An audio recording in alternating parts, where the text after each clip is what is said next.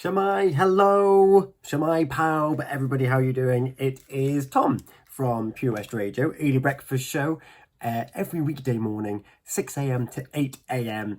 And I'm here with my Welsh roundup with Learn Cymraeg Pembrokeshire and Pure West Radio. And there's not really a lot to say this week because essentially, Uned Now, Unit 9, is pretty much exactly the same as Uned 8, Unit 8.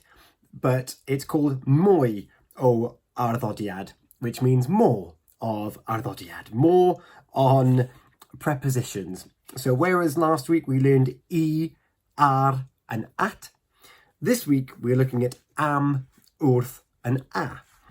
Now straight off the bat, I'm going to give you the nice easy one.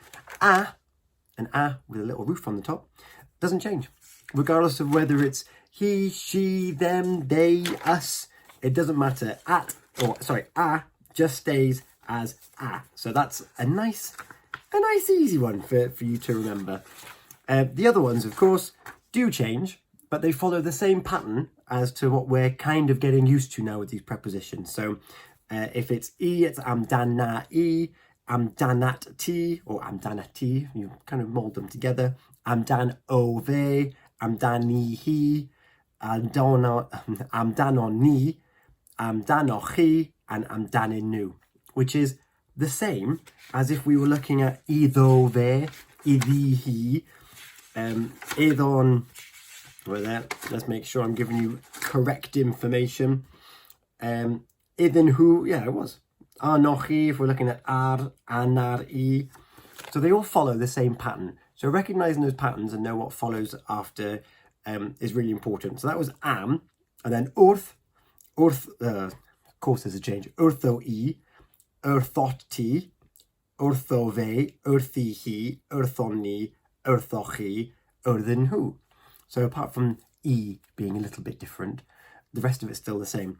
And a does not conjugate, it does not change. It's avi, ati, ave, ahi, ani, achi, anu. Perfect.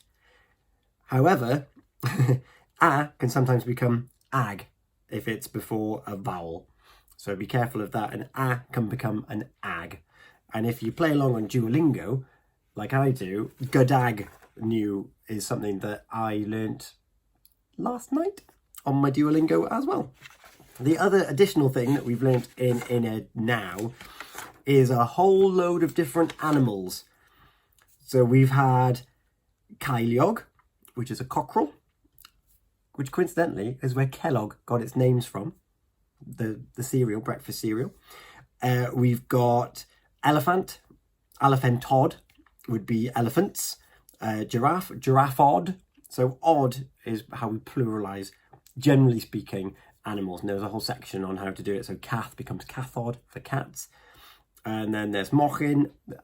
Interestingly, the plural of mochin is not mochod or mochinod, it's just moch. And then a guinea pig is a mochin cuta. Isn't that nice? A mochin cuta.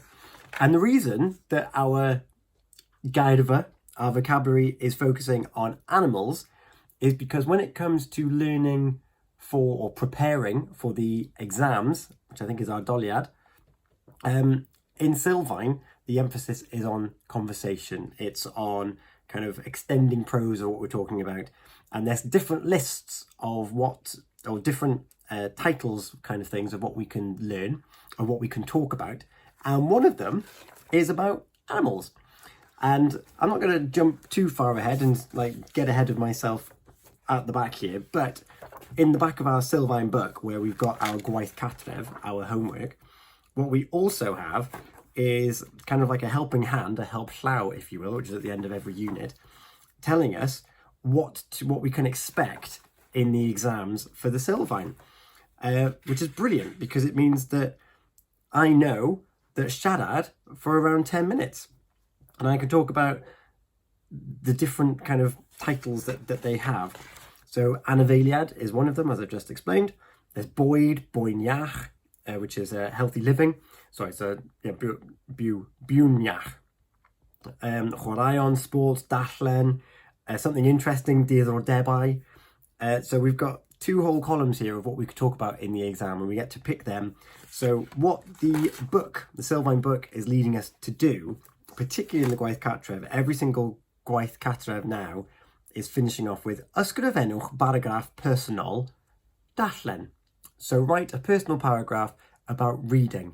And if we get 5 or 6 sentences for darllen, then what we're able to do is kind of build on that, semi-memorize it, and we can then use that information in the exam, should we choose to do the exam at the end of the year, which is still quite, well, yeah, it's still over 20 weeks away.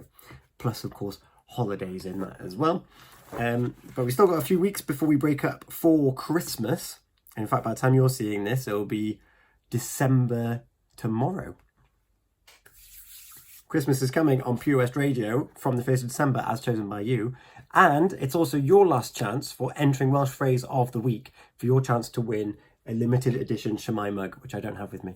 So I can't show you. But if you look back on my interview with Thomas from last Thursday morning, where we crowned Gina, the Sedyn Air Wythnos, for the 2nd time, and also someone from WhatsApp putting in their suggestions, you will have seen our mugs there. So go back and have a look on our Facebook page and on YouTube and on Twitter.